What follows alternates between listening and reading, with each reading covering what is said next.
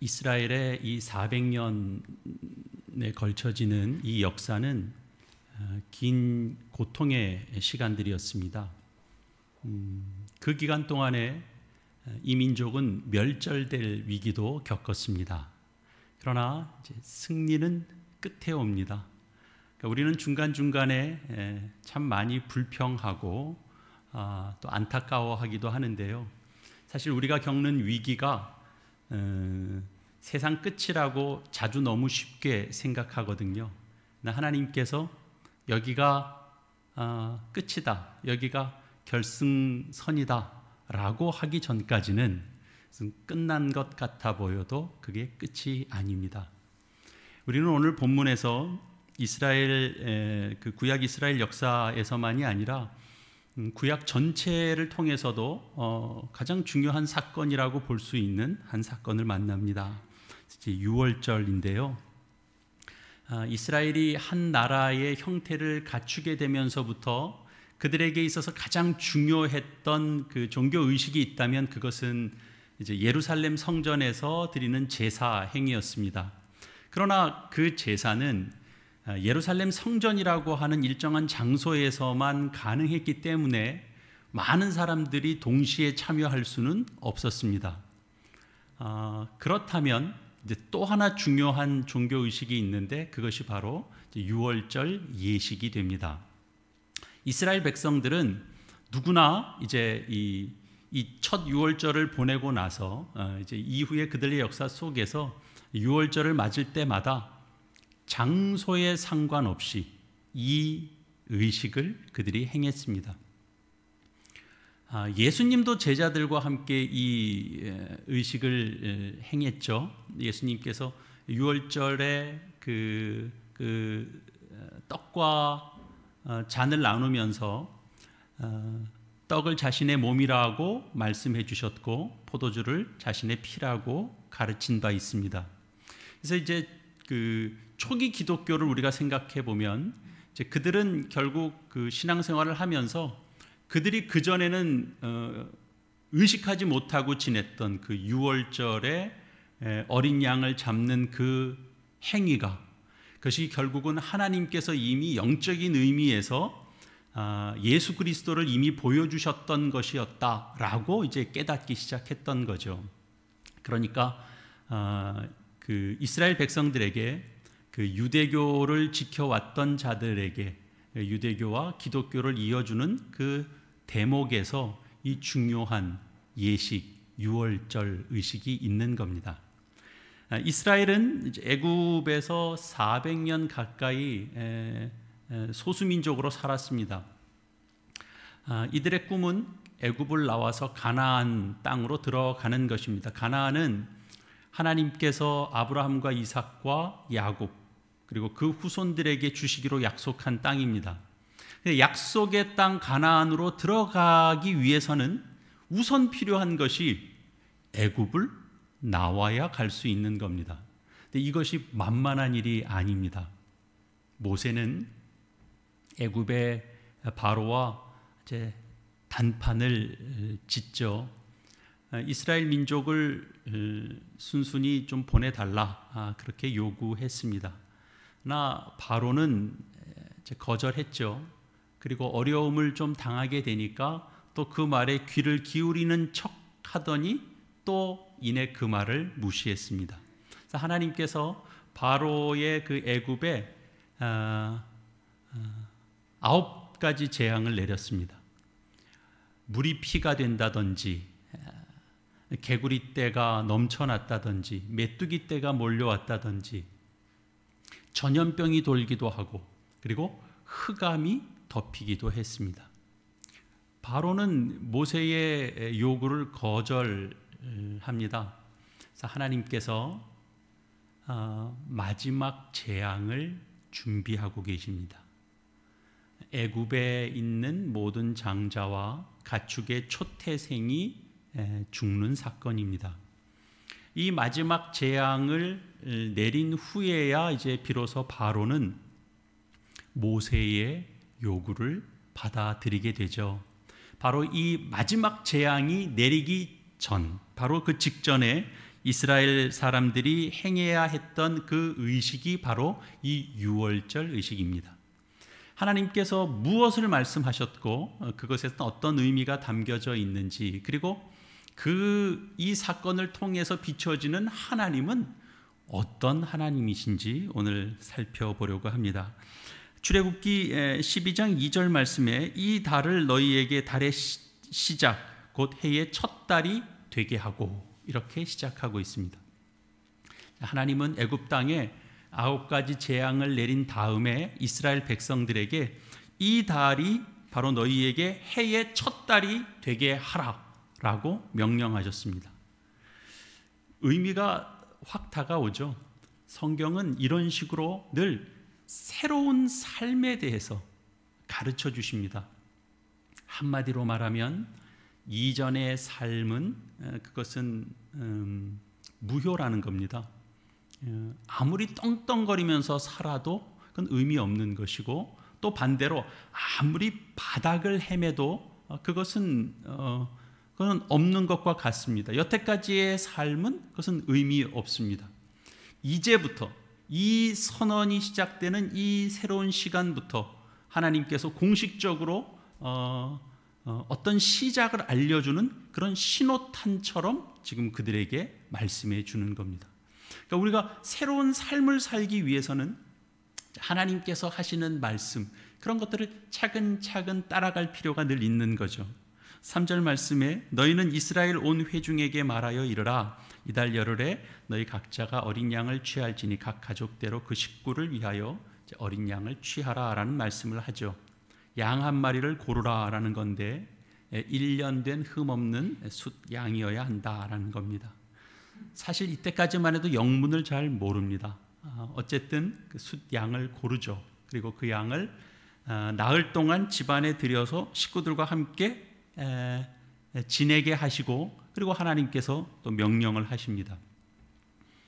해질녘에 그 양을 잡아서 그 피를 이제 그릇에다 받아서 문의 인방과 그리고 설주에, 그러니까 문을 둘러싸고 있는 테두리와 그리고 이제 그 가운데 부분에 다 뿌리라라는 거죠. 그리고 그 누룩을 넣지 않아서 아무 맛도 없는 그런 딱딱한 무교병, 그리고 그것을 또 쓴 나물과 함께 먹어라. 그리고 피를 완전히 뺀 양고기를 구워서 먹으라, 그렇게 말씀합니다. 여기에 또 조건이 붙어요. 아침까지 남기지 말고 다 먹고, 먹을 때에도 그 허리에 띠를 띠고 신을 신고 손에 지팡이 잡고 그렇게 먹으라라고 말씀합니다. 복잡하죠? 까다롭고, 그리고 좀 식사 규례로는 또 조금 어울리지 않는 이제 그런 조건을 달아서 말씀하셨습니다. 그런데 그렇게 점점 잘 알아듣기 어려운, 깨닫기, 이해하기 힘든 말씀을 하시고는, 그런데 그렇게 하라고 하신 이유가 이제 뒤에 딸려 나오죠. 13절 말씀입니다. 내가 애굽 땅을 칠 때에 그 피가 너희가 사는 집에 있어서 너희를 위하여 표적이 될지라. 내가 피를 볼 때에 너희를 넘어가리니 재앙이 너희에게 내려 멸하지 아니하리라. 그러니까 뭔가 심상치 않은 일을 앞두고 있는데 그 문의 기둥과 그리고 인방에 바른 피가 표적이 된다라는 말씀입니다. 이스라엘 백성들이 이제 그 말씀하시는 명령을 따르기로 합니다. 집의 가장은 사실 잘 영문이 모르죠. 앞으로 펼쳐질 어떤 상황들이 어떻게 될지 잘 모르지만 하나님의 명령을 받는 겁니다.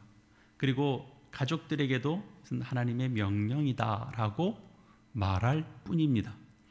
복잡하기도 하고 이해하기 힘든 일들이 이렇게 또 새롭게 새 달로 삼는 일들과 어떻게 연관성이 있는 것일까?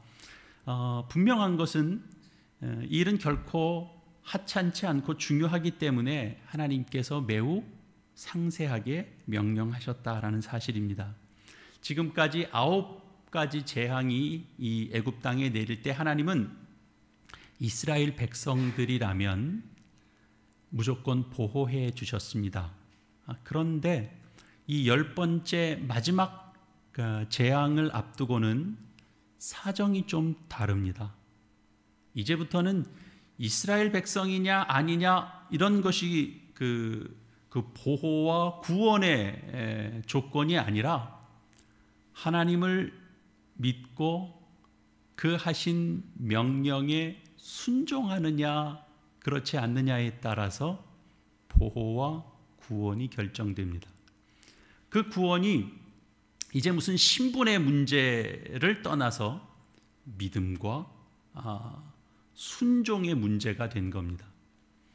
이제 그날 밤에 이제 하나님의 천사가 집의 문설주와 인방에 발라져 있는 피를 확인하게 될 것입니다. 그래서 그 피가 발라져 있으면 설령 그 집에 애굽 사람이 살고 있다고 해도 거기는 심판을 면하게 될 것입니다. 그러나 피가 발라져 있지 않다면 그 집에 이스라엘 백성이 살고 있다고 해도 심판을 받게 되는 일이 이제 일어나는 겁니다. 그러니까 유월절, 그것은 전 어릴 때 그 유월절 그러면 6월에 지키는 절기인 줄 알았어요. 유월절은 지나고 넘어가는 날, 이제 그런 의미가 됩니다. 우리가 새로운 인생을 살고 싶다. 어떤 기준을 삼고 싶다. 내가 새롭게 출발하고 싶다. 라는 마음이 들면 언제나 우리가 해야 되는 것은 하나님께서 하신 명령에 주목하는 거죠. 그 명령에 눈뜨는 것이고 그 명령을 따르겠다라고 하는 그 순종의 걸음과 함께 새로운 삶을 시작하게 됩니다. 우리가 비록 다 이해할 수 없어도 하나님께서 하시는 말씀 속에 하나님의 특별한 일하심이 있겠다. 거기에 내 인생 그리고 나에게 허락된 그 시간 그런 것들을 맡기는 겁니다. 거기서부터 새로운 시작, 새로운 출발점은 시작됩니다. 그러나 우리가 시작하는 것만으로는 충분하지 않죠. 그 명령이 담고 있는 의미들을 또 함께 깨달아야 됩니다. 바르게 깨달아야 합니다. 바리새인들은 사실 말씀은 잘 따랐습니다만 그 명령을 충실하게 실행했지만 그 뜻을 오해했기 때문에 실제로는 말씀은 따른다고 했으나 그러나 저들은 실패한 삶의 부분들을 갖고 있었던 겁니다. 유월절 의식 속에 과연 하나님 무슨 의미를 담겨놓고 계시는가? 쓴나물을 먹고 무교병을 먹고 고기는 반드시 불에 구워서 먹도록 한 이런 일들은 어떤 의미가 있는가? 하나님이 이스라엘을 애굽에서 이끌어내실 때 그 무교병을 먹게 했는데 저희가 오늘 14절까지 봤습니다만 그 이제 유월절을 지키면서 이어지는 절기가 무교절이거든요. 그 무교절 그 절기를 지킬 때 하는 말씀 보면 바로 이어지는 15절에 이런 말씀이 있어요. 너희는 2일 동안 무교병을 먹을지니 이렇게 되어 있습니다. 그러니까 그날 시작해서 7일 동안 무교병을 먹도록 하는 겁니다. 우선은 하나님께서 이스라엘을 애굽에서 이끌어 내실 때 이제 누룩이 들어간 그런 유교병은 사실은 시간이 필요하기도 하고 그리고 또 부패하기도 쉬운 것이기 때문에 그 상황 속에서 보더라도 무교병이 효과적입니다. 그러나 이건 외형적인 문제고 실제로는 더 큰 의미가 있습니다. 하나님의 능력이라면 이스라엘이 이렇게 급하지 않게 여유 있게 편안하게 나오게 하시려면 그렇게 하실 수도 있습니다. 그러나 하나님은 이스라엘을 매우 급하고 그리고 준비할 여유 또는 좀 더 나아가면 준비할 이유 없이 나오게 하셨습니다. 그것은 죄로부터, 세상으로부터 나올 때 이렇게 급하게 나와야 한다라는 것을 담고 있습니다. 우리 창세기에 보면 롯의 아내처럼 뒤돌아볼 그럴 시간이 없는 겁니다. 머뭇거리지 말라는 겁니다. 머뭇거려서는 안 된다는 것입니다. 머뭇거릴 이유가 없다는 거죠. 하나님은 이스라엘 백성들을 이제 애굽에서 나와서 여행 보낼 목적으로 구원하시는 게 아닙니다. 하나님이 원하시는 것은 적과 꿀이 흐르는 그 약속의 땅으로 인도하시기 위하여 우선 있어야 되는, 탈출할 수 있도록 하나님께서 건져내시는 거죠. 죄에서 나와야 거룩을 따를 수 있는 겁니다. 가치가 안 되는 거죠. 그런 여유를 부릴 틈이 없는 겁니다. 우리는 많이 뒤섞여 있습니다. 우리는 여유를 가질 일과 그리고 서둘러야 할 일이 많이 뒤바뀌기도 하고 혼재하기도 합니다. 우리가 이런 부분들에서도 하나님 앞에서 내가 왜 무엇에서 머뭇거리고 있는가라는 걸 하나님 앞에서 우리가 기도하며 또 하나님이 깨닫게 하시는 그 영적 은혜를 우리가 구할 필요가 있습니다.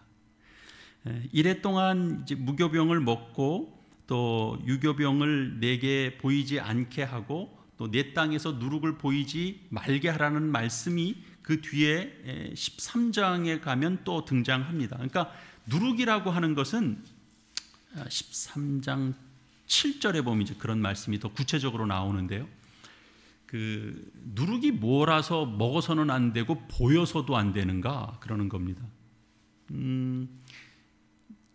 유대인들은 사실 이 말씀을 절기에 지키느라고 무교절 때는 먹는 음식뿐만 아니라 집안도 한번 싹 치우고 정리하는 그런 모습들이 이 예식을 지키는 내용 속에 담겨져 있습니다. 성경에는 누룩에 대한 비유가 꼭 부정적으로 나타나지만은 않습니다. 천국 비유에서도 사실은 좋은 의미로도 쓰여지거든요. 그러나 많은 경우는 누룩은 어떤 죄를 상징하는 것으로 사용돼서 누룩을 피하라라고 하는 것은 죄를 멀리하라라는 의미로 성경에서는 많이 사용됩니다. 그래서 무교절에 이제 그 누룩 없는 무교병을 먹는 첫 번째 이유는 죄로부터 급히 나오라라는 의미를 담는 것입니다. 그 밤에 고기를 구워 또 무교병과 함께 쓴 나물도 함께 먹으라. 물론 이 쓴 나물을 먹는 이유는 이스라엘 백성들이 애굽에서 겪은 그 고초를 잘 표현하는 그런 상징이 됩니다. 그리고 이 식사에 있어서 추가적으로 담겨져 있는 사항이 아침까지 남기지 말고 만일 남아있으면 불에 다 태워라 라는 내용이죠. 자세하게 설명되어 있지는 않지만 바로 이 고기가 가지고 있는 그런 거룩함을 담는 상징 때문일 겁니다. 이스라엘 사람들에게 또 그 밤에 식사할 때 허리에 띠를 띠고, 사실 누가 식사할 때 이렇게 허리띠를 졸라매고 식사하는 사람은 없습니다. 발에 신을 신고 손에 지팡이를 잡고 그리고 급히 식사를 하도록 그렇게 말씀하셨습니다. 이건 사실 식사라고 할 수 없는 그런 상황인 겁니다. 이것은 결국 그 밤에 그리고 식사 후에 바로 이스라엘 백성들이 그곳을 떠나게 될 것을 하나님께서 약속해 주시는 말씀이 됩니다. 이스라엘이 이 유월절 이 의식을 여호와의 명령으로 받아들였습니다. 그리고 그 유월절을 지키고 10번째 재앙이 내렸을 때 이스라엘 백성들이 보호받고 그리고 구원을 얻었습니다. 그리고 이스라엘 백성들은 이 규례를 지킵니다. 그 이유는 다른 것이 아닙니다. 저들이 구원을 경험했기 때문입니다. 죽음의 재앙이 이스라엘을 피해갔다라는 것을 저들이 겪었습니다. 자신을 억압하던 애굽이 초토화되는 것을 저들이 보았습니다. 이스라엘에게 있어서 자신의 이 구원 경험, 그 구원 역사, 그것을 통해서 그들이 유월절 의식을 지키면서 당연히 그들은 신앙 고백을 할 수밖에 없는 거죠. 뭐라고? 하나님은 애굽을 심판하신다. 하나님은 애굽 신을 심판하신다. 여기서 애굽 신을 심판하신다라고 하는 것은 결국은 애굽이 섬기는 그 우상들을 의미하는 것입니다. 신격화된 그런 애굽의 모든 사고방식을 가리키는 겁니다. 그러나 생각해보면 이런 신앙 고백은 그렇게 쉽거나 만만한 게 아닙니다. 주제 파악을 못하는 사람으로 취급받기 쉽습니다. 조롱받기 딱 좋습니다. 당시 애굽과 이스라엘을 놓고 한번 비교를 해보십시오. 바로로 대표되는 이 애굽은 최고의 군사력, 경제력, 문명을 자랑하는 제국입니다. 피라미드가 있습니다. 애굽 문명을 상징적으로 보여줍니다. 강한 나라죠. 나일강의 그 비옥한 그런 토지가 저들 문명의 물적인 토대가 됐죠. 그래서 이 이스라엘이 출애굽하고 나서도 그들이 광야 생활을 거칠 때 어려움을 닥칠 때마다 뭘 생각했어요? 애굽으로 돌아갈 생각을 했어요. 그 정도로 애굽은 매력적인 나라예요. 이에 반해서 이스라엘은 무기력하죠. 무기력하기 짝이 없습니다. 나라라고 부를 것도 없습니다. 그저 애굽의 빌부터 사는 소수 민족에 불과합니다. 그저 바로의 말 한마디면 그냥 어디든 토목공사의 값싼 노동자로서 그냥 이끌려 나아가서 그냥 불안한 삶을 이어갈 수밖에 없는 그런 존재들이었습니다. 객관적인 상황을 놓고 보면 여호와께서 애굽을 심판하시고 애굽의 모든 신을 심판하신다는 말은 말이 안 됩니다. 그걸 믿어지지가 않는 내용일 수밖에 없습니다. 이스라엘은 왜 말도 안 되는 말을 하는 것일까요? 무엇을 근거로 그런 큰 소리를 치는 걸까요? 결국은 사람들이 보고 있는 그 시선과 다른 차원으로 이 세상을 보게 되는 겁니다. 앞으로 있을 역사의 진행을 다른 시선을 가지고 보게 되는 겁니다. 세상 사람들은 군사력, 경제력, 문명이 그 세상을 다 이끌어가는 힘이라고 본다면 이스라엘은 하나님이 세상을 통치하는 세상이라고 보고 믿는 겁니다. 그 하나님은 세상의 사람들이 생각하고 있는 그런 예상대로 세상을 통치하지 않습니다. 대단히 역설적으로 세상을 통치합니다. 마치 보면 우연과 우연이 만나서 세상을 통치하는 것처럼 그렇게 다스립니다. 하나님이 하시는 일을 사람이 예상할 수 없습니다. 아무리 강력한 제국이 나와도 영원하지 못합니다. 왜요? 영원한 제국은 강력한 제국은 하나님의 통치를 받지 않거든요. 거부하거든요. 강력한 제국은 뭘 믿어요? 자신의 군사력을 믿어요. 자신의 문명을 믿어요. 하나님 믿지 않습니다. 모세는 이제 이 세상의 우주 만물의 통치자가 여호와 하나님이신 것을 그가 알았고 믿었고, 그리고 그 역사를 다스리시는 분이 하나님이시다라는 그 사실을 명확하게 봤기 때문에 아무리 어려운 처지에 있어도 여호와께서 애굽의 신을 심판하시고 자신들을 이 위기 속에서, 이 공포 속에서 지키시고 건져내신다라고 하는 사실을 선포하고 전하고 그리고 외칠 수 있었던 겁니다. 하나님은 왜 그냥 이스라엘 백성들만 이끌고 나오시지 않고 애굽의 신들을 심판하시는 걸까요? 이스라엘은 선민이고 애굽은 이방 땅이니까, 거기는 이방이니까 그렇게 심판하는 걸까요? 그러나 그 구약 성경을 보면 하나님께서 심판하실 때 자기 백성이라고 심판하지 않고 이방이라고만 심판하고 그러지 않습니다.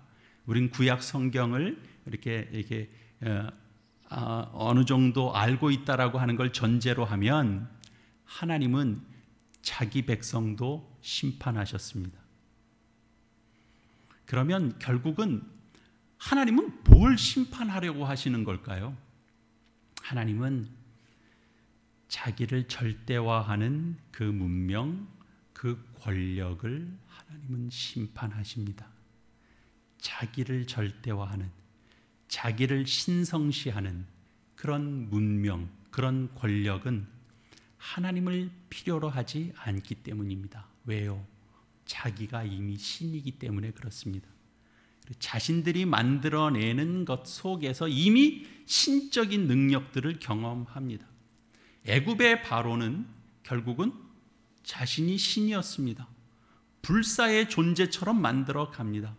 그래서 그들의 문명 속에는 그런 피라미드가 있는 겁니다. 자신을 절대화하는 그런 집단이나 개인은 결국은 그것 때문에 다른 사람을 억압할 수밖에 없죠. 그것이 때로는 폭력적으로 나오기도 하고 때로는 교양을 갖춘 것처럼 나오기도 하지만 어쨌든 자신을 중심으로 하고 자신을 신적 취급하고 자신을 중심으로 생각하는 한 다른 상대는 그런 나와 상관없는 존재로 볼 수밖에 없기 때문에 그렇습니다.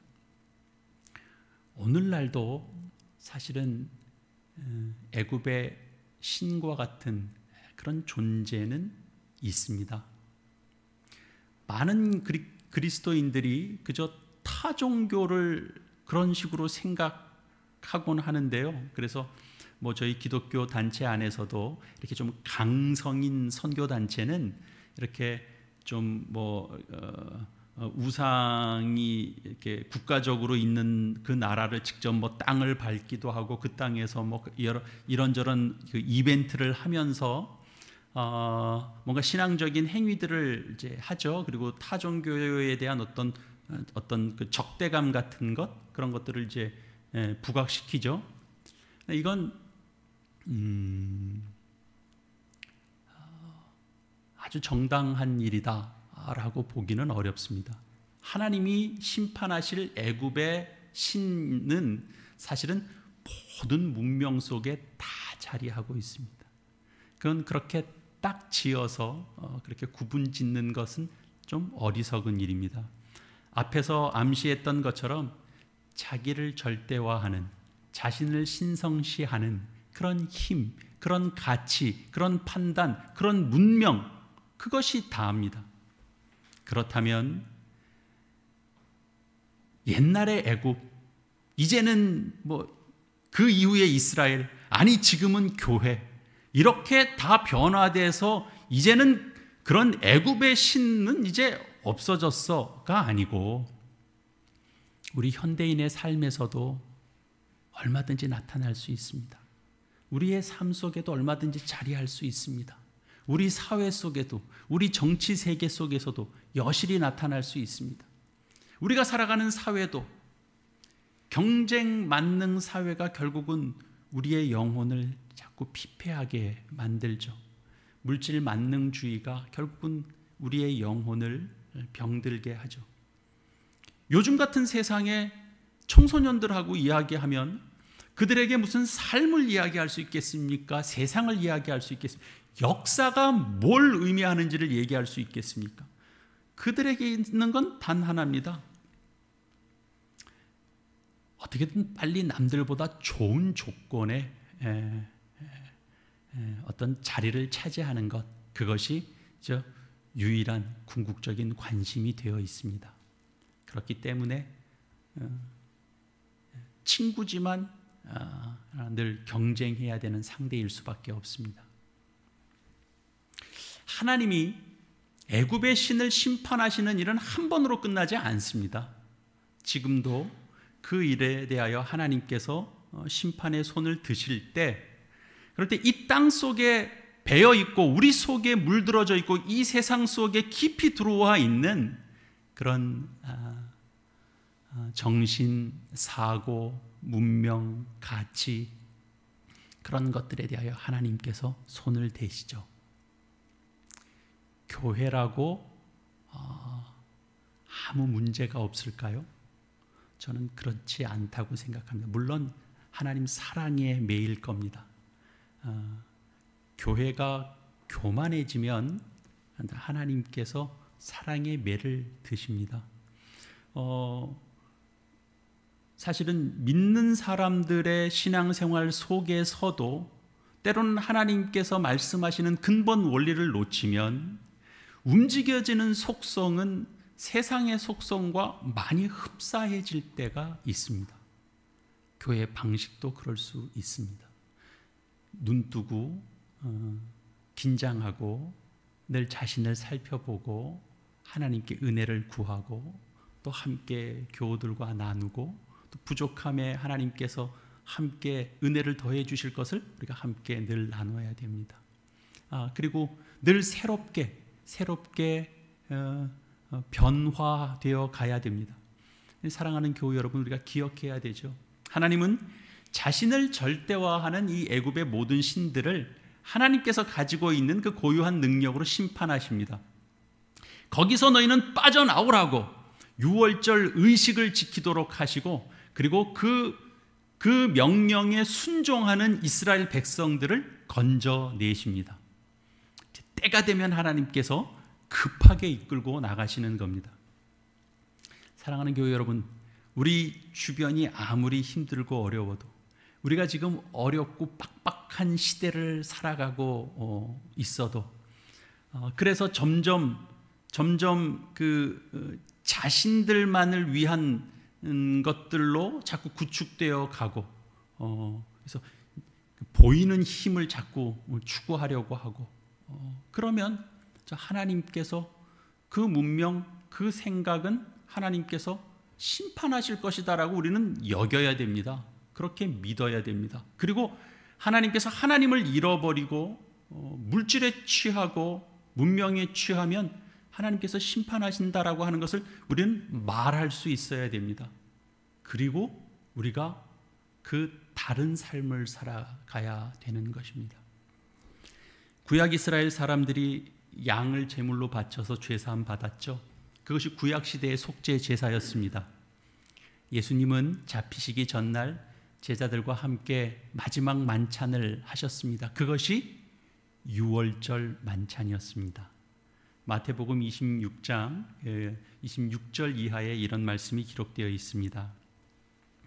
그들이 먹을 때에 예수께서 떡을 가지사 축복하시고 떼어 제자들에게 주시며 이르시되 받아서 먹으라, 이것은 내 몸이니라 하시고 또 잔을 가지사 감사기도 하시고 그들에게 주시며 이르시되 너희가 다 이것을 마시라, 이것은 죄 사함을 얻게 하려고 많은 사람을 위하여 흘리는 바 나의 피, 곧 언약의 피니라. 그렇게 말씀하셨습니다. 우리 구주 예수 그리스도는 우리 죄를 사해 주시는 그런 대속 제물이 되었을 뿐 아니라 우리가 받을 그 심판 재앙에서 벗어나서 죄악된 세상에서 탈출할 수 있도록 하는 그런 영적 양식이 되어 주셨습니다. 우리는 그분을 먹고 마셔야 합니다. 우리 속에 늘 주를 모시고 있어야 됩니다. 함께 동행해야 됩니다. 그분의 말씀을 기억하고 그분의 삶의 족적을 기억해야 됩니다.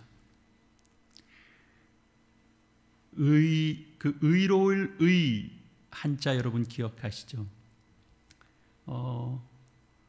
우연히 보니까 그 그게 양자 밑에 그 아래가 그 나를 나타내는 아자가 이제 붙어 있는 거예요.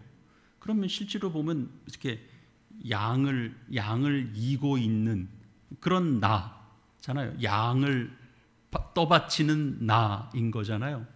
그렇게 생각해 보니까 그게 의로울 의예요. 이 사실 그 한자는 그게 표의 문자잖아요. 그래서 뭐 자신들이 그 뜻을 그 글에다가 담는데 그 희한하게 그 기독교가 담고 있는 그 깊은 진리가 그런 뜻하지 않는 그런 표의 문자 속에도 그 중요한 내용이 담겨질 수 있었다라는 사실이 참 놀랍고 신기할 따름입니다. 바울은 유대인들에게는 거리끼는 것이요 이방인들에게는 미련한 것이었던 바로 그 예수 그리스도의 십자가를 뭐라고 봤죠? 하나님의 능력이라고 봤습니다. 십자가는 유대인들에게는 꺼리끼는 겁니다. 그리고 이방인들에게는, 헬라인들에게는 대단히 미련한 것입니다. 오늘 이 세상, 이 문명도 예수의 십자가, 보혈의 피, 그 헌신, 그 섬김, 그 죽음, 그 희생, 그 하나님 뜻에 따른 순종을 거리껴하고 미련하게 봅니다. 거기서부터 하나님은 심판이 시작되고 동시에 거기서부터 구원이 시작됩니다. 그러니 우리 자신을 돌아보시기를 바랍니다. 나 자신을 중심에 두고 살아가고 있는지, 행여 나 자신을, 내가 이루는 것들을 신성시하면서 나아가고 있지는 않는지, 그것이 아니라 우리는 오늘날 나를 자꾸 부정하고 나를 자꾸 내려놓고 나 중심이 아니라 그분 중심으로 나아가고 내 생각 중심이 아니라 그분이 뭐라고 얘기하는지를 자꾸 들어가는, 그래서 중심의 무게들을 옮겨 나가는, 나를 자꾸 부정해 나가는, 나를 자꾸 죽여가는 그 십자가의 길을 기쁨과 감사로 나아갈 수 있어야 할 것입니다. 그럴 때 하나님은 우리에게 놀라운 생명의 복을 누리게 하실 것입니다. 이 말씀 함께 기억하면서 우리 함께 또 새로운 마음을 다지기 위하여 오늘 이 말씀과 함께 새로운 삶의 출발을 위하여 어떻게 내 삶을 화음을 이루는 삶이 될 수 있을지 하나님 앞에 기도하는 시간 갖겠습니다. 화음의 기도 드리시겠습니다. 아버지 하나님 도와주셔서 감사합니다.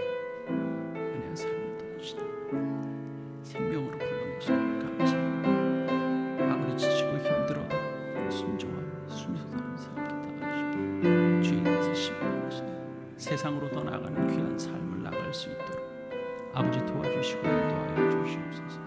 주님 감사를 드립니다. 채워주시고 인도하여 주시옵소서. 제가 그렇게 삶을 나가기를 소원하고 아버지 하나님 그렇게 인도하여 주시옵소서. 주님 죽음의 삶으로 더 나가기를 소원하며 그렇게 나가고 싶습니다. 더 은혜를 베풀고 싶습니다. 아버지 하나님 예수 그리스도 그 6월절 절기를 통해 가르치신 은혜 감사하며 교회가 완전한 속죄물을 보내시며 하나님부터 영적인 제사로 나아갈 수 있도록 아버지 하나님 도와주시고 인도하여 주시옵소서. 아버지 도와주시옵소서. 아버지 그렇게 나가기를 소원하며 주님 도와주시옵소서.